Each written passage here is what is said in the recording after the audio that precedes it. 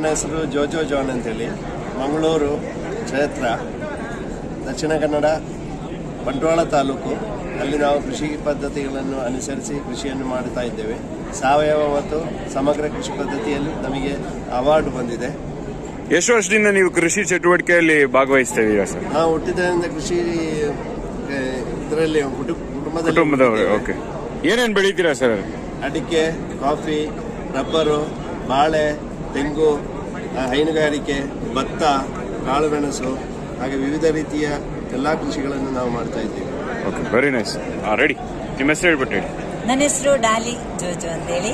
ನನಗೆ ಸಮಗ್ರ ಕೃಷಿ ಪದ್ಧತಿ ಕಾರಣದಿಂದಾಗಿ ಕೃಷಿ ಪಂಡಿತ ಪ್ರಶಸ್ತಿ ಮತ್ತು ಭತ್ತ ಬೆಳೆಯಲ್ಲಿ ದ್ವಿತೀಯ ಸ್ಥಾನ ಲಭಿಸಿದೆ. ನನಗೆ ತುಂಬ ಸಂತೋಷವನ್ನು ತಂದುಕೊಡ್ತಾ ಇದೆ. ನಮ್ಮನ್ನು ಪ್ರೋತ್ಸಾಹಿಸಿದ ಎಲ್ಲರಿಗೆ ಧನ್ಯವಾದಗಳನ್ನು ಸಲ್ಲಿಸ್ತಾ ಇದ್ದೇನೆ. Very nice.